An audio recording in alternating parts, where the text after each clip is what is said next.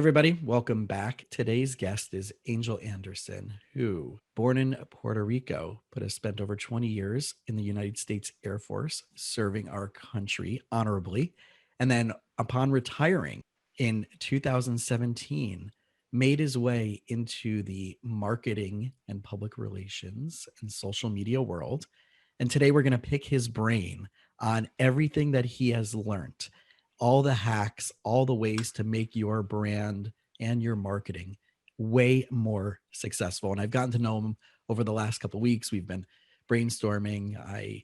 He and I had a really awesome conversation probably about a month ago, and really looking forward to this conversation. So, Angel, thanks so much for hanging out with us today. Thank you for making the time to speak with me. It's a pleasure to be here. But if I may, I didn't start it in 2017. That's when I retired from there. So you were double dipping. Yes, I started marketing in 2003. Okay. And that's when my journey started in the marketing world. Cool. So I want to first start there, right? Because you were in the military, and as a therapist, I've been seeing military families since I started practicing.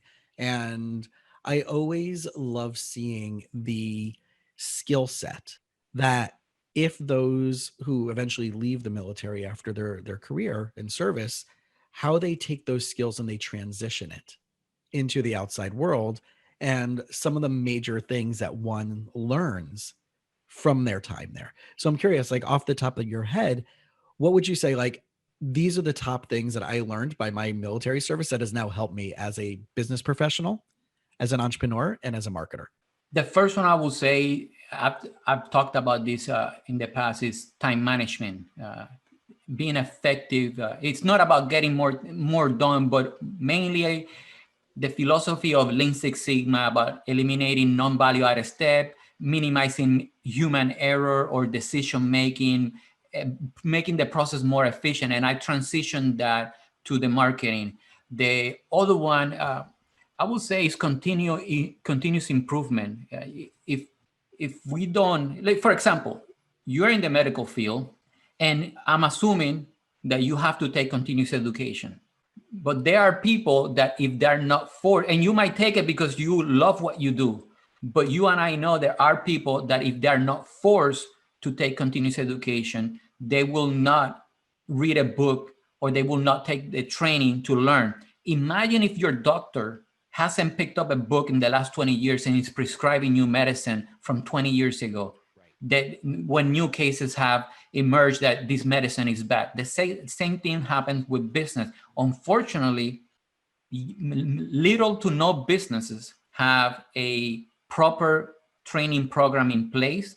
And most of them is just a on-the-job training. Follow somebody that follows somebody, and then you will learn how to do it. But then throughout the time, when you're following that person and assuming that you're going to learn it the right way, you know that everybody picks up bad habits. Right, exactly. And it's a problem when you don't have checks and balances. OJT, on the job training, is great. However, there has to be some type of formal training in business at all. And if you're not going to do the job because we get better through repetition, then outsource it. And I get that marketing is one of those things that we typically don't outsource at first. And I'm a firm believer that as a business owner, you should try to do everything that you can first, but it will get to a point that you will have to outsource it because your time is more valuable than the mundane, repetitive task of collecting reports and posting on social media. Right. Yeah, and I see that commonly, right? When you have these businesses that have been around for a while, and the training that they have, one is just, we're just going to show up today and do what we did yesterday and hope it works. And our success is dependent on if we're lucky enough to get a customer. The other side of the coin is, how do you get known? How do you make yourself the expert? How do you make yourself the person that you're constantly being seen by other people? I remember about 7 months ago, a friend of mine came back to me, and like, it's so crazy. I was at an event and this person standing next to us mentioned your name and your podcast. And I'm like, oh, I'm friends with that guy, which is what my friends. Oh, really? Like, yeah, like I listened to his podcast, whatever. He's like, well, did you know he lived in this neighborhood? And they're like, no. And I'm like, well, I'm doing something. So now back to me, right? Like, what am I doing wrong in my marketing that someone here locally around the corner from me didn't know that I live in the neighborhood, but yet saw my advertising, but didn't realize I was that close. So there was a disconnect between them hearing me and then hopefully seeing enough value for them to make a call for them to want to come and use my services, right? That's already a deeper level of thinking that you and I are trying to get our people to think about. How can this average business that maybe right now we're in the middle of the pandemic, money could be tighter, maybe the way that they've been doing marketing has been just stuck, right? They're doing print advertising. They're doing the stuff with the same vendors that they've been using for a while. How do we get them to start changing their mindset about that? About the marketing activities, I will say before even we get into tasks or things that people should be doing, is to know that, you made a good point. Like, my neighbor didn't know I existed. I recently had a conversation with a real estate agent in Las Vegas that I'm helping, and it's similar. Did you went and knock everybody's door? I literally told him, go and knock people's door and tell them that you are here to answer any question. Don't sell them anything, because the worst thing, one of the worst habits that we can have is assuming that because we're posting, people know who we are, and even our neighbors. And whether you are there are a few things that we have to communicate constantly: why we're doing things, what we care about, what is our purpose, what is the mission, because it's our responsibility to remind people we exist and why we're doing things. It's not their responsibility to remember we exist. That would say that is the number one. Like, stop assuming. Let's assume that if you're going to assume something, is that nobody knows you. Yep. But I like to ask questions like, what do you want to be known for? And are you communicating that? That is one. Lately is going back to knowing what marketing is supposed to do for you. Because if you don't have clarity, you will be doing a lot of tasks that are uncoordinated. They are not helping each other. So clarifying what you want to be known for, what is my purpose with what I'm doing, and communicating that. How I'm going to do it, which is the mission. The purpose is what you do. The mission is how you're going to do it, and the vision is how you see the world after your purpose is done. But how are you communicating that? And if you're not communicating that, you are just doing exactly what other people are doing, which is buy my stuff, watch my Yeah. video. And that is one thing that I would say that is a good start for most people and most companies if they want to reset their marketing. So the idea of creating value, which is a common term that's being thrown around. People on one side I notice are afraid of pushing.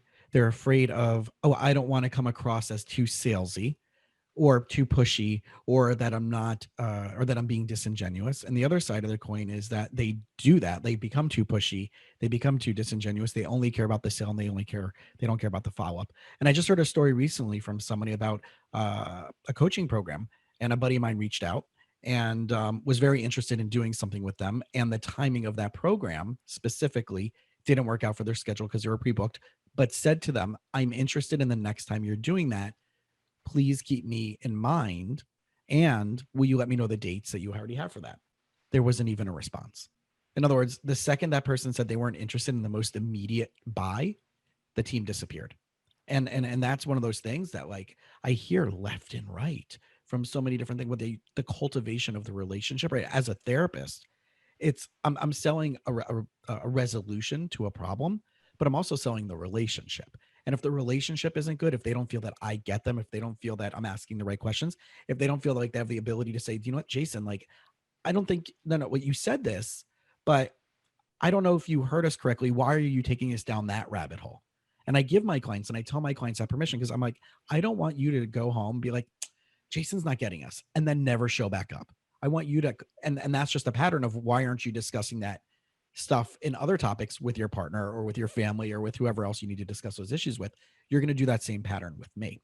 So what I want to help guide people to, like, when it comes to marketing, when it comes to branding, is that you have to be really clear with putting out there exactly what you want others to hear, and in a way to find already the objections to what they might come up with, right? So is that one of the projects that you would work with someone? Because I know I do this with my clients where I say, I want you to list the reasons why what you're trying to offer, whether it's in a relationship, why your partner won't buy into this, why your child won't buy into this, why your parent won't buy into this, why your colleague or whatever, right?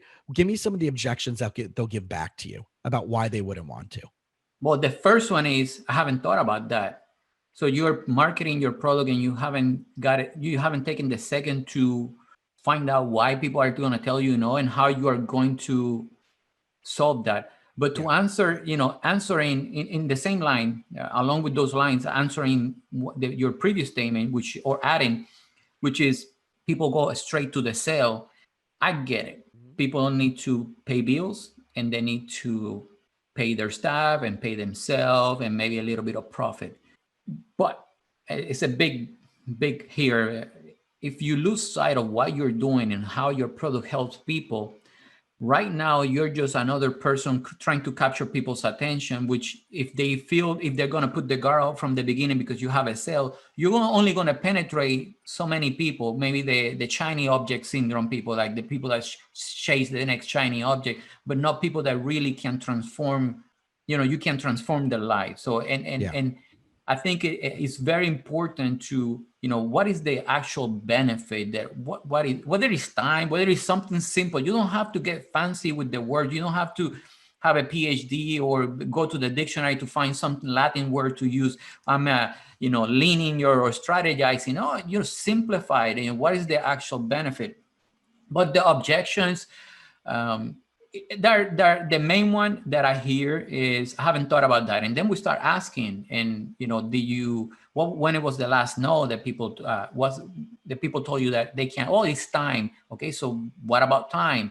And we start asking, but mainly, Jason, is they haven't taken the time to think or develop a set of questions that their team or themselves can have in the website. And even though this is not new what I'm about to tell you, but how about creating content based on those objections, making it public, whether it's in your website or a YouTube video. And it doesn't have to be 10 objections that I get from my client, but it could be one small video. But if you think that this is going to take time, you're right, it's going to take time, but this is why it's worth it, and this is why you should do it. But if you don't have time, then outsource it. Yeah. Yeah. It's interesting. So this morning I had a call from a potential new client, and I asked, it was for couples counseling, and I asked the person who was calling, said, how invested is your partner in this process before, right? Because they went into, do you have, like, the first question they asked off the bat was, when can I schedule an appointment? And I said, well, before we do, I want to make sure that we're the right team for each other, that you're the right client for me and I'm the right therapist for you. Let me ask you what's going on. Well, how much do you cost? Well, it's irrelevant right now what I cost, because if I'm not the right therapist for you and you're not the right client for me, whether I'm $12 or I'm $1,000 an hour, it doesn't make a difference. Would you mind sharing with me 2 minutes about what's going on? And they shared what's going on. And then I said, right, like I just said to you a minute ago, how invested is your husband in this process? Oh, he's invested. Like, oh, like, so he's ready to show up and go all in and really do this work and do this process for whatever time it takes to get things better for both of you. Yeah. Okay. Then I asked a few more questions and I explained my rate, and they're like, oh, no, that's not what we're looking for. And I remembered that, as here's the kicker, because I'm going to go back to add what I said before. Are you calling around to find the person who's the best expert to solve your problem, or are you looking for the most affordable therapist? And their response was both. And I already knew that they were not going to be a client for me. Right. So now going back into that story, because I wanted to leave that out for a second and then retell the story. A few minutes later, I'm saying, well, let me give you an appropriate referral based on that. And she then tells me something about her partner's approach or philosophy. I'm like, oh, so he's not really invested in the process. And she goes, well, he would come for like 2 sessions. I'm like, that's not an investment. That's, let me debrief, drop it on you, and it's all your problem. So you better fix it. And then tell me when your therapy is done, wife. And then I'll be happy, because, you'll no longer be bothersome to me. Right. So these are the type of pre-qualifications, right? If you want to get the right type of clients, you have to put that out there. So I already knew within the first minute that I'm not going to be seeing them. And then I needed to say, hey, here's where you need to go. And here's what I love hearing, and I'm sure you hear this all the time, especially when, in the marketing field, but so and so charges blank.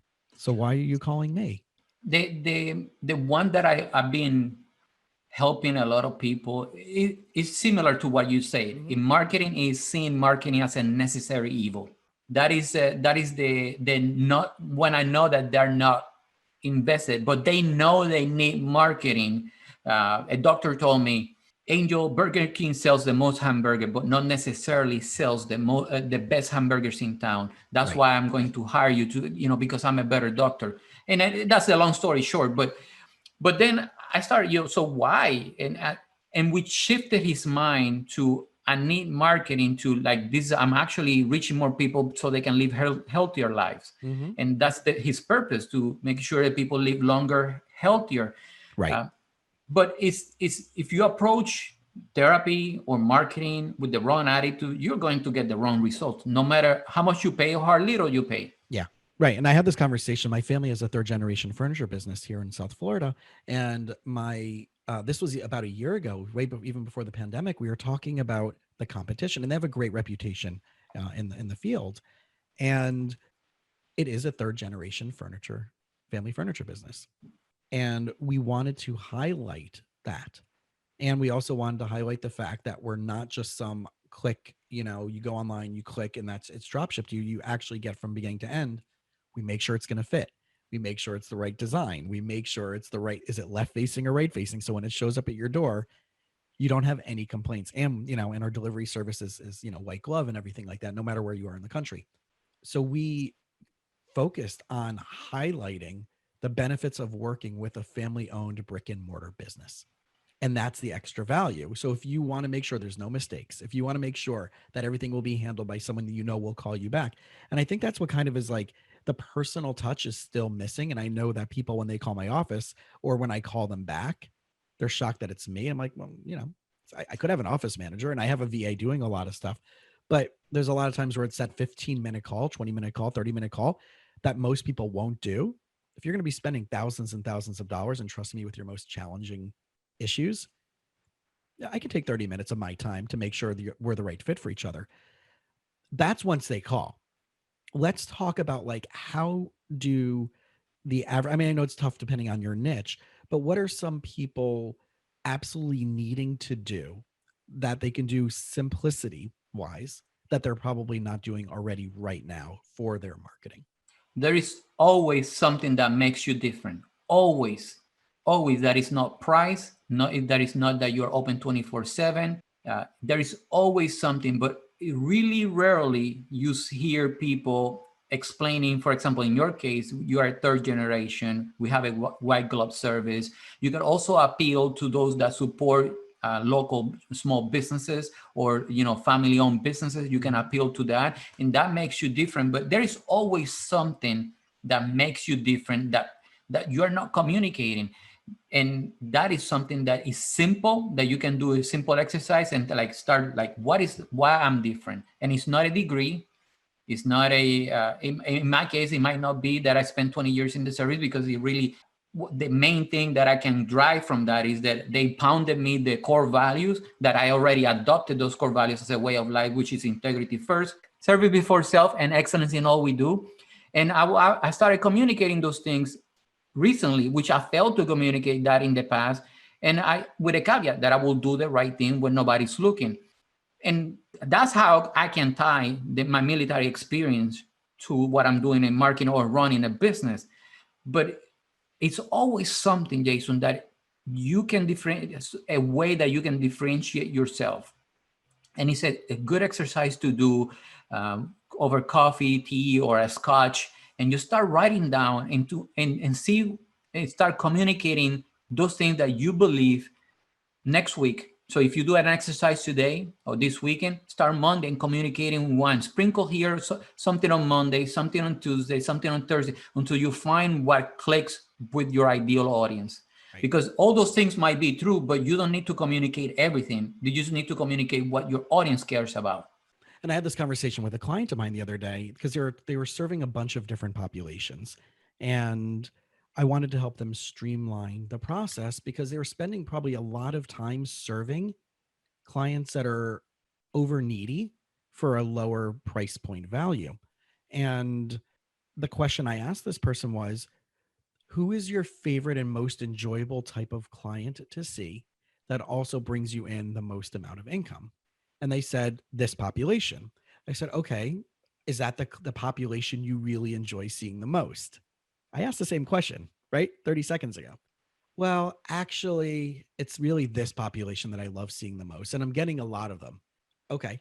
Is that the population that you enjoy seeing the most and you're getting the most income and value off of for the least amount of time?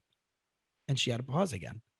So it's interesting, right? You can ask the same question over and over again.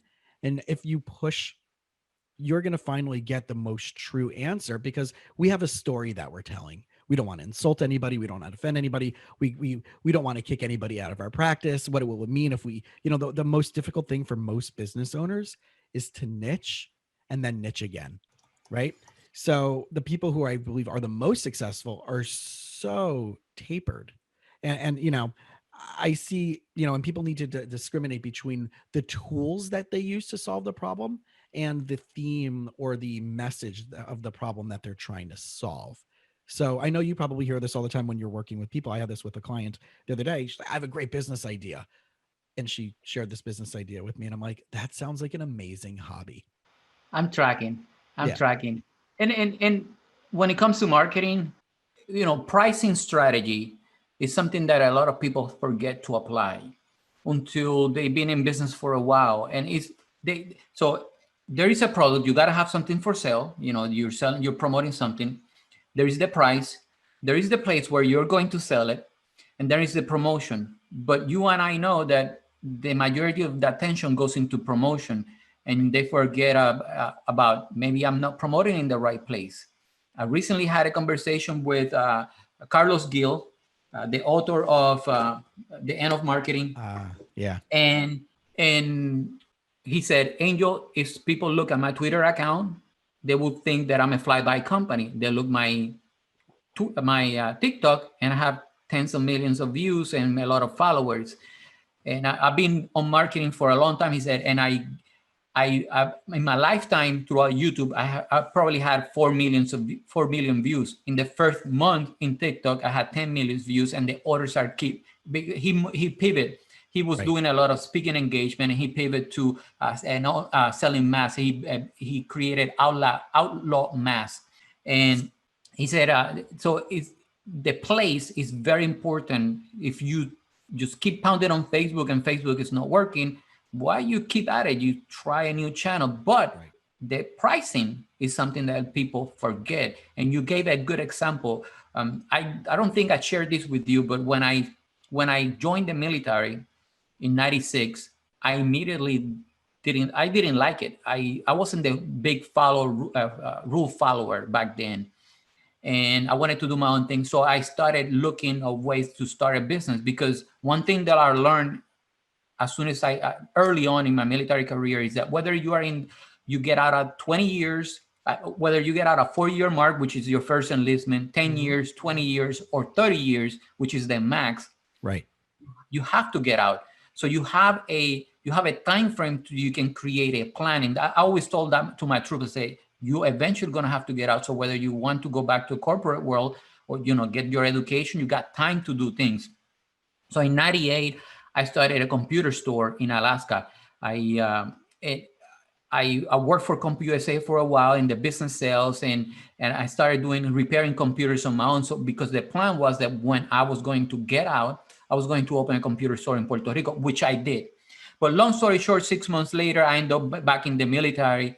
I went to Las Vegas, and I realized then I jumped a lot. So let me backtrack. When I was doing the computers, people came, hey, you work on with computers, so can you design me a website? That's how I started designing websites. And I designed websites since '98, strictly to 2002 when I got out of the military. And I went to Puerto Rico, and I opened a computer store with a friend over there. 6 months later, I got recalled back in. I lost all my money, so I went back to what I knew, which was designing websites in Las Vegas. But in Las Vegas, I was introduced to some marketing seminars, and that's when I realized that people didn't want a website. They wanted the result from the website. Yes. But I kept doing it, and I still, until this day, I still own the hosting company that I started in 1998 in Alaska, in Anchorage, Alaska. And one of the pricing points that we started, because back then people were charging $5 a month for an account, but I realized exactly what you mentioned, which is the $5 people were bugging me, were sending me emails, were calling for customer support, and then we started raising the price to 20. We tested a few price points, 27 for the same account, even to $100 to the same account. And what we realized is that the higher the price point, the less customer support tickets those people, those clients send. But sometimes it's a fear of, I am going to lose. You know what? If you raise the price and doesn't work, just lower it again. But we kept raising it until right now it's been 27 for many years, and we probably gonna have to relook that again. But it's been $27 for many years, and that's the sweet spot for us, that we probably hear from a customer once a year. If it's been customer that have been with me for 10 years. Oh yeah, when they have to renew the domain name again for 10 years, and I keep sending, okay, the backups, the website has been secure, it's been back up. But pricing, the point of all this story is that pricing is something that every business, it's basic business operation. You have to see how much is elasticity you have there. Maybe you're undercharging, maybe you're attracting the wrong client. It's a something that I learned when I did get a bachelor in public relationship and marketing. One of the things that we learned, it was called the bottom of the pyramid.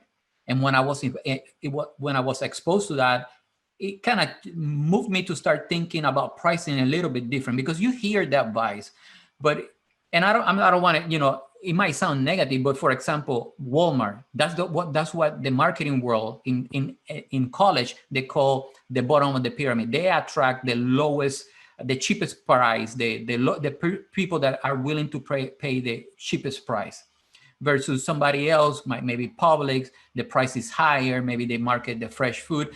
So who are the people you want to attract? And when they pick up the phone and they call you, are you going to be cringing like, I don't want to talk to them? Right. If if you're attracting the wrong people, you can look two things: how you're communicating your message, and so your message attracts the right person, but also push away the wrong people. But also maybe price. Maybe you're too low on the price, and you need to start raising the price. Yeah. And I do find that a lot of people undersell themselves as well, especially in the healing arts community. This is a big thing where, right, therapists, OT, PT, speech, tutors, right? I would include an educational tutor in the healing arts, just for the sake of this conversation, because they're like, well, I'm doing something good for the world. But if you're running a business, then you're not a nonprofit. And that's where I think this philosophy starts coming in, that you do have to invest in your training. If you invested $50, $60, $70,000 in a graduate degree for most of the people in these fields, and you're not willing to charge equivalently, and you're like, well, I'm going to get more clients because I'm going to undersell everybody else, that just devalues the field, and it devalues the quality. And it goes back to, what I said before, when that client called me, they're like, well, there was someone I called up in, wherever, a little bit north of me, and they were charging $100 an hour. I'm like, well, that sounds great, but you're getting a $100 an hour therapist who, why aren't they charging $105 an hour? I don't knock people down when they want to charge less, but my question comes down to, if you're going to charge less, then don't complain that you're not making what you think you're worth or what your value. Don't put it on the market. Don't say, because the market don't want to pay more, or because you haven't tried. But also, if you don't like the people you're attracting, it's probably also, you should look at pricing, not just the message, but you should look at pricing as well. And if you are happy with by charging $5 or $100 an hour instead of $200, then continue doing it. Right. But I would also stay on the other side of the coin. If your life outside of work is not being able to take care of, because you're only charging 100 and not 200, then that's the real bigger question that I would want to bring, especially from this marketing and branding and putting yourself out to the world, where, I love this expression where, I think it's from Esther Hicks, from the Law of Attraction world, where she said, you can't You can't make yourself sick enough to help someone else who is sick feel better. You can't make yourself poor enough to help a person who can't afford something afford you, right? You can't make yourself angry enough to help someone who's angry get less angry. So this idea of like, yes, I want to help people. Yes, like everybody's in business at some level, and hopefully from the authentic perspective. And I know there's people out there who are just selling a product because they want to make the money, and it's just an exchange of product for money, and that's it, right? But I'm not. But we're not catering. You and I are not talking about those people, and the people listening to this podcast are hopefully not. That's what we're not looking to attract. But if you're out there doing something that is of value to you, and what you're doing of value is by you doing it is also causing more hardship in your personal life, there are some questions that you and I need to probably talk and walk through to figure out what's going on for you to be able to offer your most authentic version of your service without it being a detriment to your own livelihood. So now I want to ask you, Yeah.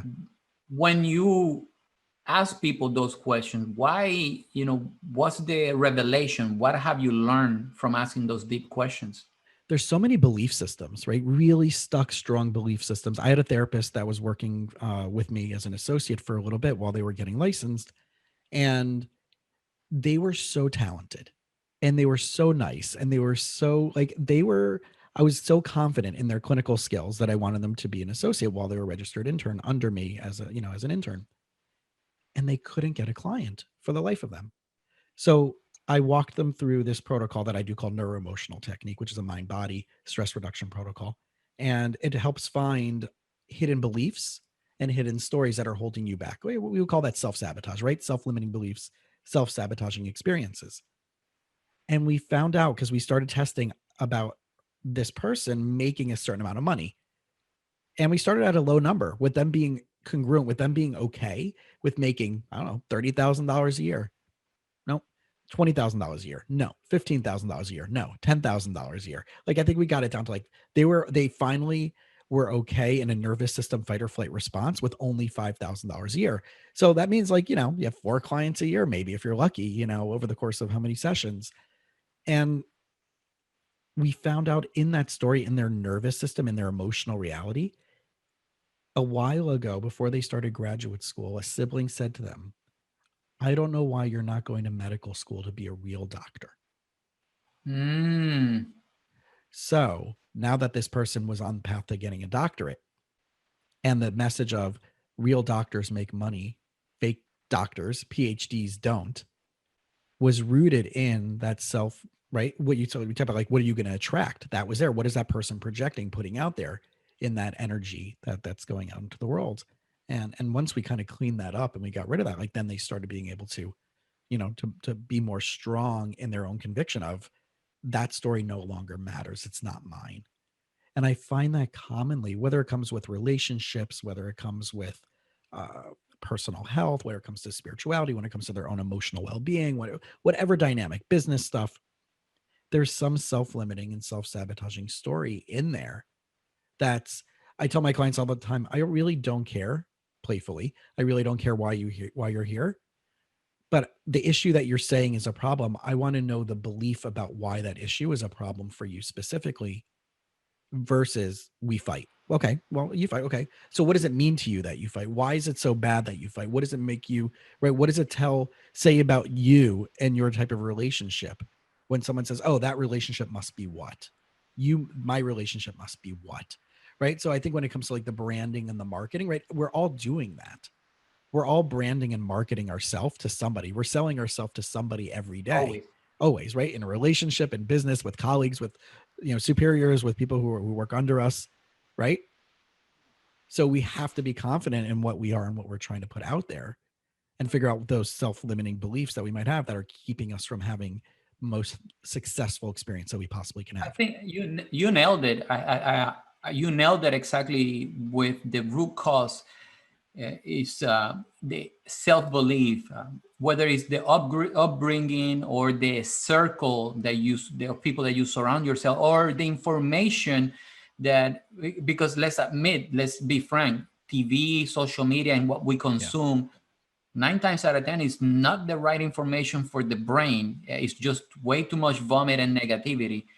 and having the need to be connected, because if I'm not aware, I'm not a good citizen or a good human being. I need to be aware of everything that is going on, news, etc. But it's, it's like, would you allow? I would not allow my kid to watch porn at 10.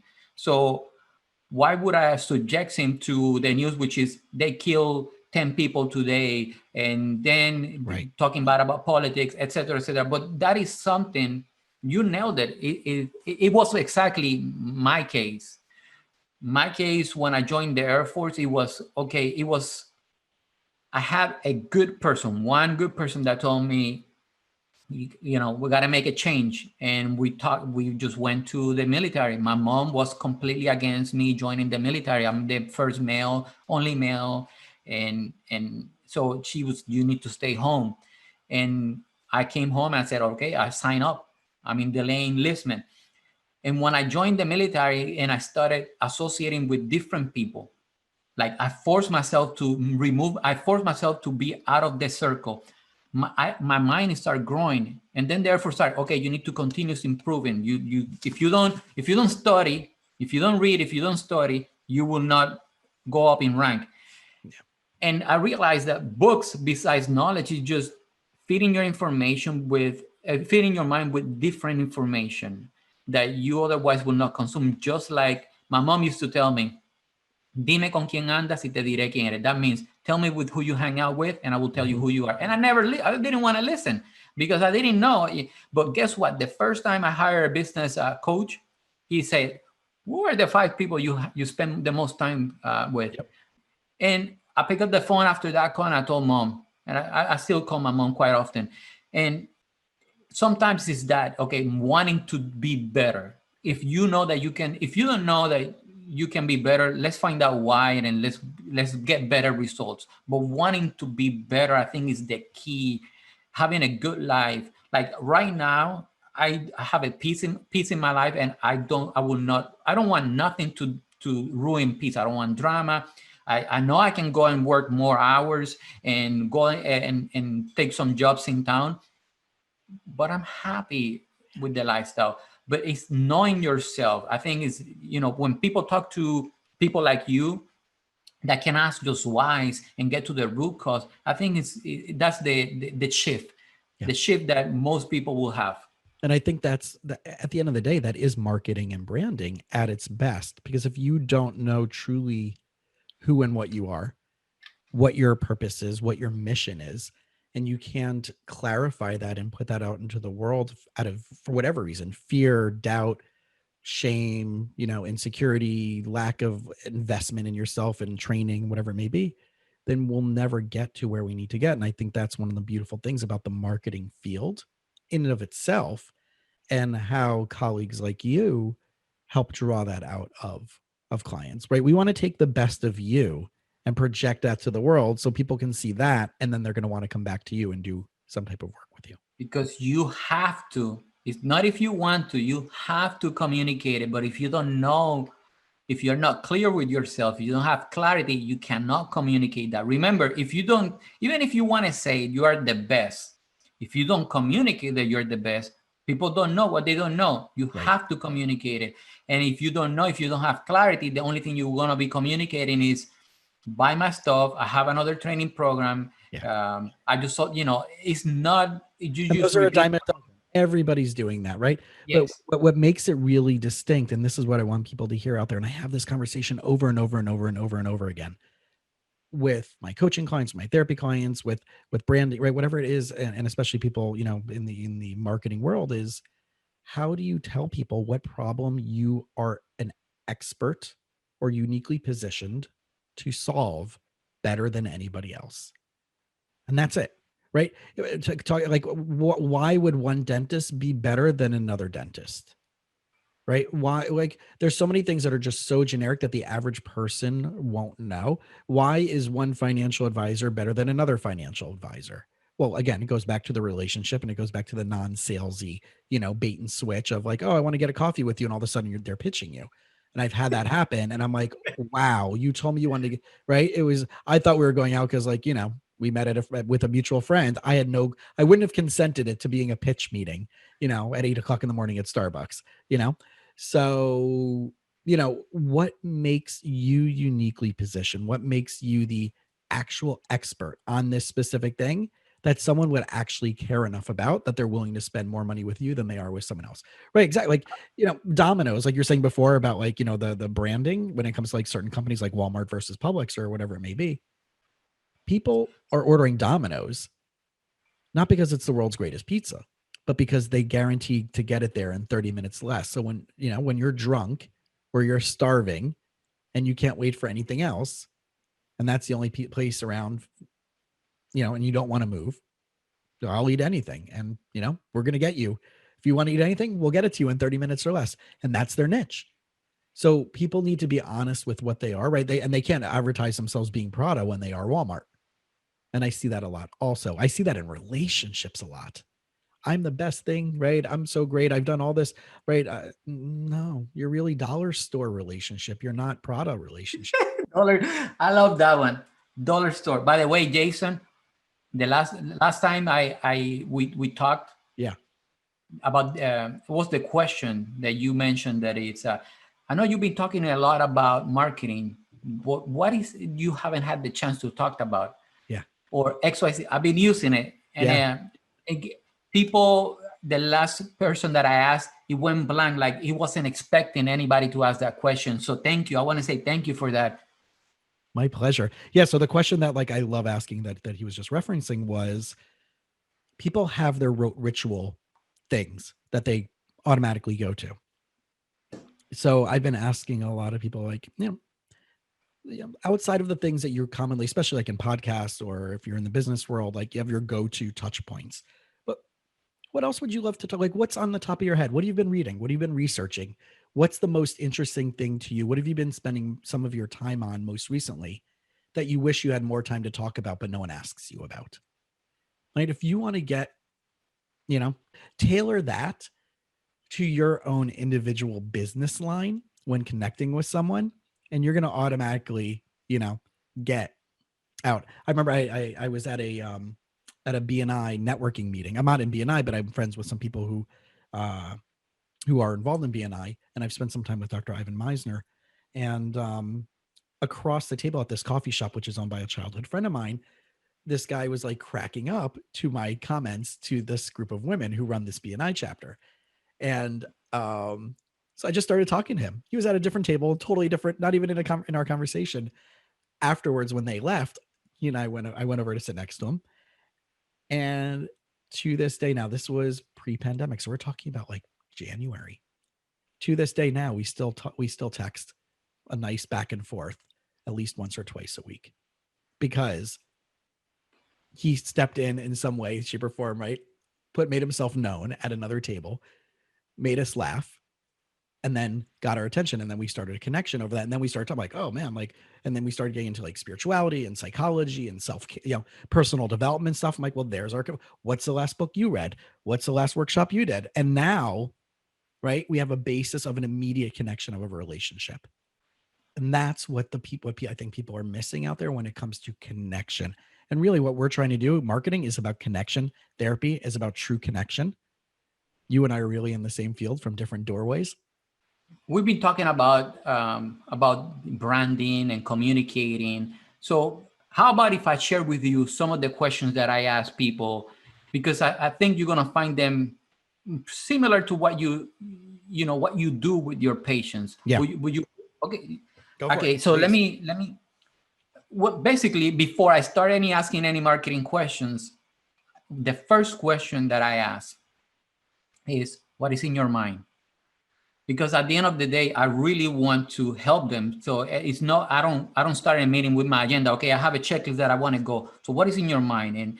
And is there anything else? But once we go back past the basic of the challenges, time, etc., I ask them, so what are you selling today?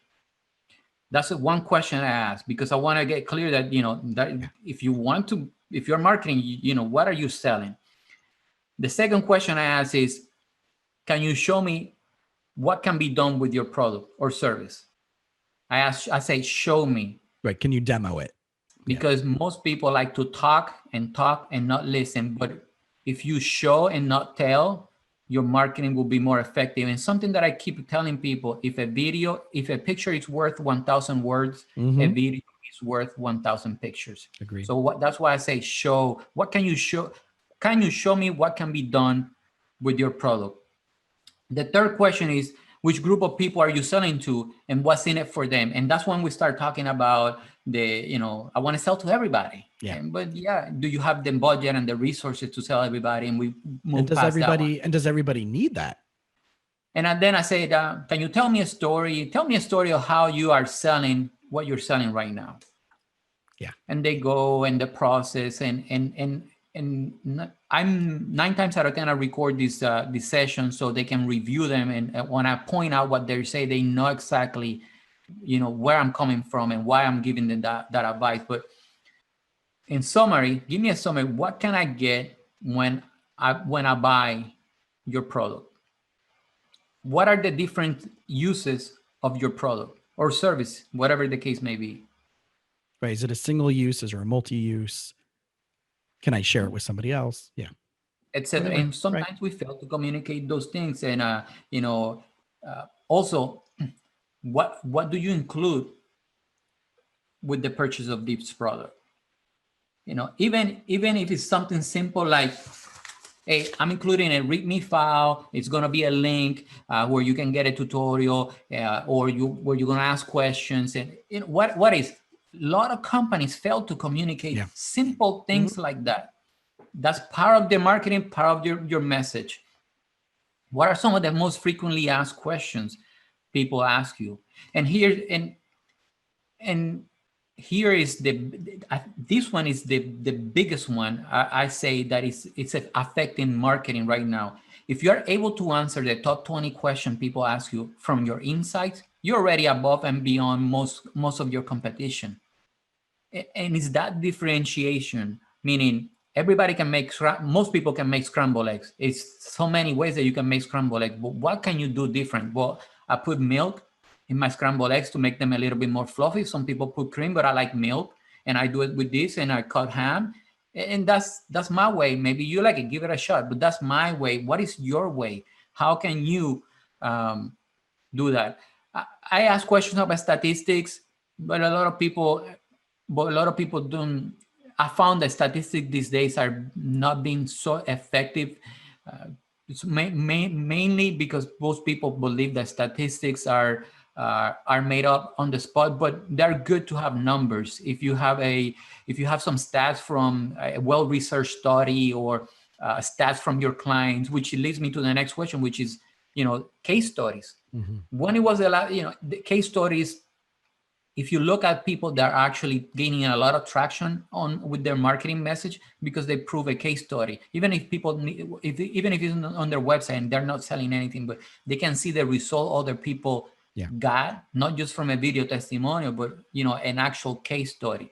And that's a good point, right? Even if you can't get a testimonial, but it was a successful case or a scenario or a transaction from your side, you can walk it through as a narrative. Client called about this. They were, we asked them how many other places they called. We asked them did they have this product before? Did they return it, right? Whatever it is, or did they go to another doctor or they go to another therapist? What was their results with that person? Why are you coming here, right? Offered them the service, gave them the service. This was the outcome, right? So if you can write that up as a narrative or share that as your own version of a testimonial of an experience with a client. And right, because we can't always get those testimonials. In my field, it's very difficult because of confidentiality for those reasons. So I can't, like if someone says, hey, I get a really nice email from a client, I'll take a snippet of that and make it into a quote card. Obviously, I'm not going to say who it is, right? But my clients, there's no identifying information there. But I can't say, hey, will you give me a testimonial? Because legally, technically, I can't do that. I don't want to say I will argue with that one, but I will say this. In the doctors that I've been helping, one of the first tasks that we do is invite a bunch of clients that are willing to do testimonials, and we record testimonials. And I asked it very specific questions, but I use it for a double purpose. If I'm going to help you, I need to understand this is an opportunity for me to interview and see really what your clients are saying about you, because what you say, it might not be what is in their mind. So one good marketing habit is to copy word by word what your customers are saying about you. Right. Exactly. Don't change anything. Don't try to make sound more smart. Use exactly how they're using the language that they're using. And that's another reason why. So basically, yeah, we're using the testimonial to promote the practice. However, as a marketing guy, I need to survey I should be surveying, and you as a business owner, you should be surveying and getting to know your customer a little bit more. It's something that it's a new message that I've been pushing also. Yeah. If you don't learn something about Fred is going to be your ideal customer, your preferred customer. And if you don't learn about something new about Fred as often as possible, your competition will, and they will capture Fred's attention. And all the Freds that are out there. Right. 100%. 100. So if it's not the most important marketing task, it's one of the most important weekly marketing tasks that you should be doing. And if you delegate your social media marketing or any marketing at all, when you having that monthly meeting, hopefully you're having a monthly meeting to find what worked, what didn't work, and what you're going to do next. You are holding that person that is helping you accountable to say, what did you learn about Fred today? How we're going to help Fred in the next 30 days. Yeah. Because if you're not doing it, you're just talking and talking and talking and not listening, and somebody will listen to Fred and will put that message out there. Agreed. Yeah. And I think that's part of the conversation that, therapists get to have that opportunity to dissect that with clients in session. And I always ask this, after my first session with a new client, and we start our second session, I'll ask them the following. From our conversation last week, what are some of the things that you thought about what worked for you, that you liked, that you got benefit from? And which part of our conversation actually did nothing for you or didn't give you any value? Love it. Because that streamlines so much. Yes. That tells them that I'm not just spouting stuff. I want to streamline it to them. I want to sift and sort through how I can best serve them. And so when I asked it to a new client this week, the fact that they paused to think about it made me really happy. When I said, what didn't serve you? They weren't just because a lot of people are oh, I don't want this guy to feel bad. No, we like him. He's really nice. But me being really nice doesn't help you solve your problems. It's part of it's part of my tool set, but that doesn't mean it's the tool that will solve your problem, right? It's an attribute, but it's not. So that's why I really was glad that the clients that I really know that I want to work with are the ones that are going to be you know what, Jason, when you went down that path, I really didn't know where you're going. So can you just explain what that was about? Oh, clarity. It's all about clarity. Over communicate. And I think that's right. I think that's what we need to do more when it comes to marketing, when it comes to branding, when it comes to putting ourselves out there, is over communicate. What are you known for and how do you do it and how you get it out there has to be part of that, and over communicating that without it being salesy. And that's always the balance. You know what most people don't communicate on, they should over communicate? What we talked about: purpose, mission, vision. Also, what about the guarantee? That's one of the questions that I asked. How can you guarantee customer satisfaction? How can you guarantee results? And sometimes they're in fields, they're maybe in marketing, I cannot guarantee specific results from an ad. I can share what happened, but one thing that I will guarantee to people, and I started communicating that, and it works, is that I will do the right thing when you're not looking. Yeah. That's my guarantee. I will do the right thing for you when you're not looking. And whether it's early in the morning, late at night, or during the day, I'm going to make sure that is done the best way possible, and you get the information. But that is I gave you about 15 questions there. I have a total of 43, and that I asked I have a 4-step process, and the question I asked in the second meeting or the second step, and that's when people started getting I didn't know that. And that is the psychology behind it, because marketing is art but also science, and the science is not just numbers and looking at analytics. It's also you're dealing with people, with human beings. You got to understand how to communicate to people. Yeah. And I think that's what the podcast is about, right? It's the theme of you winning life. It's psychology, natural and alternative wellness, spirituality, and entrepreneurship. And it's all about how do you communicate your best version of yourself so you can really have a meaningful, authentic existence. So, I Angel, I would really do. Before we, yeah, if there's one, one or two last thoughts before we jump off, and I would say yeah, if for people that are either listening or watching, if they can just answer those questions and just start communicating those things in their marketing, even if you think you're communicating that already, if you just refine that answer a little bit more and then start communicating and posting that on social media, it doesn't have to be video, but again, if a picture is worth 1,000 words, a video is worth 1,000 pictures. So do it as much as possible. Plus, if you pull your iPhone, it's faster and more yeah, efficient just to record yourself. But if you answer those questions and you start sprinkling that on social media, on your marketing, the upcoming days, I will guarantee you're going to start getting better results. But I also would love for you to come back and leave a comment on Jason's podcast, if you're audio, or if a video, and let him know that you got some value out of it. yeah. Thank you. It's that's so important because right, that's one of the things that you and I are trying to do is that even if we're not working with someone, we still want to provide as much value as possible. And that's one of the reasons why I'm doing this podcast. It's an outpouring of conversations I'm having with my therapy and coaching clients, as well as with colleagues and friends, that I want to bring and share to everybody else out there. For everybody who's been listening, this right, we've been talking to Angel Anderson. He is a expert marketer. He's in Florida, but works with clients all over. Please check out his website. It's angelanderson.com. And Angel, again, thank you so much for spending this last hour with us. Thank you for having me, Jason.